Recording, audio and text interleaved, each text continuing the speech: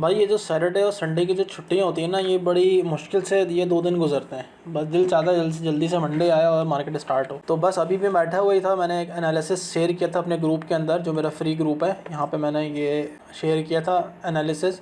तो मैंने सोचा जब ये शेयर किया तो उसको थोड़ा सा, आप फ्री हैं तो क्या करें, इसको थोड़ा सा डिस्क्राइब कर देते हैं कि जो एनालिसिस किया है इसकी बेस क्या है। तो ये मैंने इस वक्त कैसे इसको एनालाइज़ किया है वो मैं आपके साथ इसको एक्सप्लेन करने जा रहा हूँ। मैं गया डेली के टाइम फ्रेम में जाने के बाद मुझे यहाँ पर मैंने ट्रेंड लाइन लगाई, ये पॉइंट मैंने लिया और एक ये पॉइंट लिया, इन दोनों को मिला के मैंने एक ट्रेंड लाइन लगाई और एक ट्रेंड लाइन ऊपर से बन रही थी यहाँ से लेके ये दो, यानी कि ये जो हाई है अभी तक ब्रेक नहीं हुआ, लेकिन पॉसिबिलिटी ये कि हो सकता है।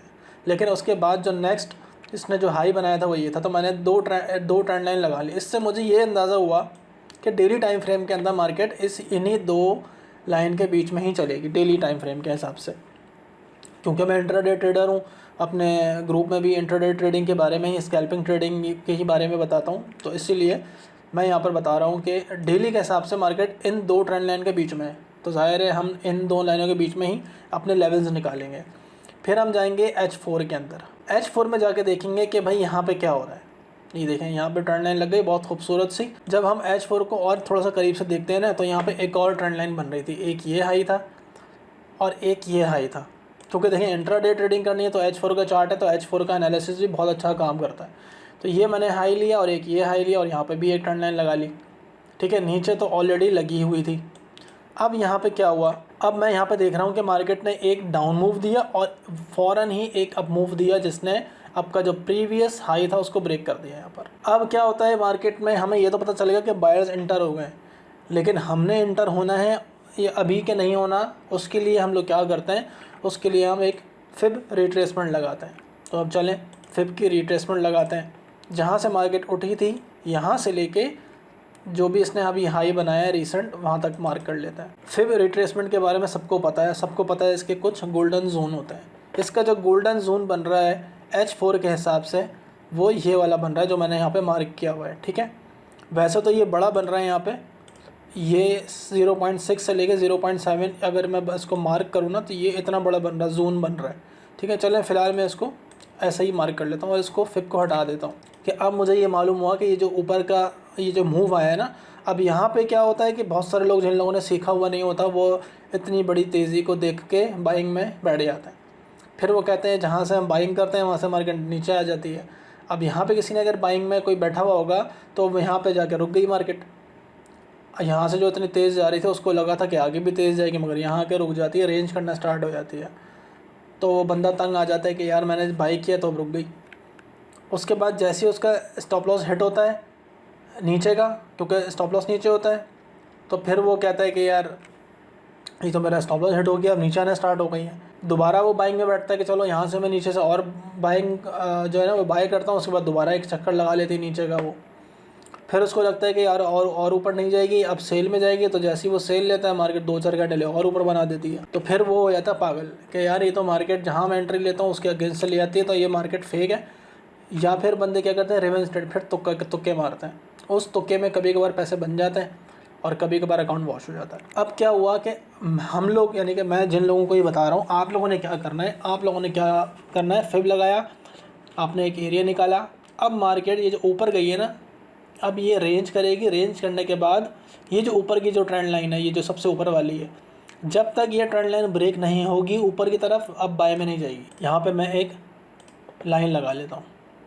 ठीक है, ये मैंने एक लाइन लगा ली है जो हाई था। अब जब तक मार्केट इसके ऊपर क्लोज नहीं करेगी ना, ये वाला हाई ब्रेक नहीं करेगी, मार्केट बाय ट्रेंड स्टार्ट नहीं करेगी। हो सकता है या डबल टॉप बना के मार्केट दोबारा नीचे आ जाए। ठीक है, अब आप कहेंगे कि आपको कैसे पता, अगर आपको पता है तो आप सारा पैसा क्यों नहीं लगा रहे यहाँ पे। मसला ये है कि ये टेक्निकल एनालिसिस होता है, इसमें 100% कुछ नहीं होता। हम लोगों को जो सिखाया जाता है वही हम आप लोगों को बता रहे होते हैं कि मार्केट काम किस तरीके से करती है। मार्केट एक स्ट्रक्चर बना के चलती है, तो उस स्ट्रक्चर के हिसाब से ये जो इसने हाई बनाया है, जब तक ये ब्रेक नहीं होगा मार्केट यहाँ पे दोबारा आके डबल टॉप बना के दोबारा डाउन में जा सकती है। ठीक है, तो अगर बाइंग करनी है तो हम यहाँ नीचे से करेंगे, और अगर ये इसको ब्रेक कर जाती है तो हम इसी के रीटेस्ट के ऊपर यहाँ से बाइंग कर सकते हैं। फ़िलहाल अभी हम क्या करेंगे, वेट, अगर बाइंग करनी है तो यहाँ से बाइंग करेंगे, सेल करना है तो ऊपर मैंने ट्रेंड लाइन लगाई हुई है, यहाँ पर अगर आती है और यहाँ पे हमें कोई कन्फर्मेशन देती है तो सेल करेंगे। अब हम चले जाते हैं H1 के अंदर और छोटे टाइम फ्रेम में चले जाते हैं, क्योंकि इंट्राडे के लिए सबसे अच्छा टाइम फ्रेम जो है वो H1 है एनालिसिस के लिए भी। M30 M15 में जाके भी आप कर सकते हैं, लेकिन कम से कम H1 का एनालिसिस आपके पास होना चाहिए। अब इसको आप वीकली फोरकास्ट भी कह सकते हैं, इसलिए मैंने डेली से इसको स्टार्ट किया कि हो सकता है कि मंडे वाले दिन ये थोड़ा सा मूव करे, ट्यूसडे वाले दिन ये इधर जाए, फिर वेडनेसडे को यहाँ पर आए, फिर जुमेरात को फिर ये मूव दिखाया और फिर फ्राइडे को फिर यहाँ से निकल जाए। तो पूरा वीक में ये जो मैंने एरो बनाया है ना, ये वीकली एनालिसिस किया हुआ है। अब जब मैं H1 में आया तो H1 में आने के बाद मुझे एक ये लेवल मिला यहाँ पर, इसको मैं हटा देता हूँ क्योंकि ये H4 का उसका था, H4 का था, तो मैंने यहाँ पे इसको थोड़ा सा और रिफ़ाइन किया। ये जो लेवल है, ठीक है तो ये H4 का लेवल है, मैंने लिखा हुआ भी है, लेकिन H1 के हिसाब से मुझे यहाँ पर एक ब्रेकर ब्लॉक भी मिल रहा है और एक ऑर्डर ब्लॉक भी मिल रहा है, ठीक है, और जो कि अभी तक टेस्ट नहीं हुआ हुआ ये लेवल, ठीक है, ये फ्रेश लेवल है बिल्कुल। यहाँ पे जब भी आएगी मार्केट आपको बाइंग देखने को मिलेगी, भले H1 की एक कैंडल भी मिले मगर आपको देखने को मिलेगी, कुछ ना कुछ पिप्स आपको यहाँ से लाजमी मिलेंगे, ठीक है। बाइंग का सिनेरियो मैंने आपको फिब लगा के बता दिया और यहाँ पे लॉजिक बता दी कि ये जो मैंने एरो बनाया हुआ ये क्यों बनाया है। अब मैंने यहाँ पे देखा सेल का भी बनाया हुआ। अब मैं H1 में आया तो मुझे एक ट्रेंड लाइन जो है ना नज़र आई, इसको मैंने एक ट्रेंड लाइन बनाई हुई, क्योंकि ये एक एरिया कैसा है जिसको मार्केट ने बार बार टेस्ट किया हुआ है। मैं आपको दिखाता हूँ कि मैंने ये क्यों बनाया है। ये एक था हाई, ठीक है, उसके बाद ये एक लेवल है जो मैंने निकाला है और एक ये रीटेस्ट है, यहाँ से मार्केट ने रीटेस्ट किए, ऊपर गई और वापस नीचे आई है। तो ये 3 टेस्ट हैं, इनको बना के मैंने ये ट्रेंड लाइन लगाई है, ठीक है। अब एक ट्रेंड लाइन H1 के हिसाब से नीचे से बन रही है बाइंग की, ठीक है। अब ऐसा भी हो सकता है कि मार्केट यहाँ पर आए और यहाँ से फिर ऊपर जाए, फिर इस ट्रेंड लाइन से नीचे आए, ऐसा भी हो सकता है, कुछ भी हो सकता है, ठीक है। लेकिन अगर मैं यहाँ पे क्या करूँगा, अगर मार्केट ऊपर जाएगी ना तो मैं यहाँ से सेलिंग देखूँगा। अब सेलिंग क्यों देखूँगा, जो चीज़ मैंने यहाँ देखी है, यहाँ पे मैंने ब्रेकर ब्लॉक और एक ऑर्डर ब्लॉक देखा है, सेम इसी तरीके से सेलिंग का भी मैंने एक यहाँ पे कुछ लेवल्स निकाल के रखे हैं। पहली चीज़ तो ये कि ये जो ट्रेंड लाइन है ये H4 की ट्रेंड लाइन है, ठीक है। एक तो यहाँ पे अगर मुझे मिले तो मैं सेल देखूँगा। ये वाली जो ट्रेंड लाइन मैंने लगाई है, अगर ये यहाँ ऊपर आती है और यहाँ से मुझे कोई रिजेक्शन देती है, और प्रीवियस यहाँ पर देखें एक लेवल भी है यहाँ पर, ये देखें, ये एक पॉइंट है जो हाई है मार्केट का। अगर मार्केट यहाँ आती है, इस ट्रेंड लाइन के पास भी आती है और इस हाई के पास से रिजेक्ट होती है, तो फिर मार्केट यहाँ से इस ट्रेंड लाइन के पास दोबारा भी आ सकती है। और अगर ये इसको ब्रेक कर देती है तो फिर ये दोबारा इसे ट्रेंड लाइन का टेस्ट करेगी और फिर ये दोबारा नीचे की तरफ से ले आएगी। इस तरह भी मूव आ सकता है, तो बहुत सारे इसके मूव आ सकते हैं।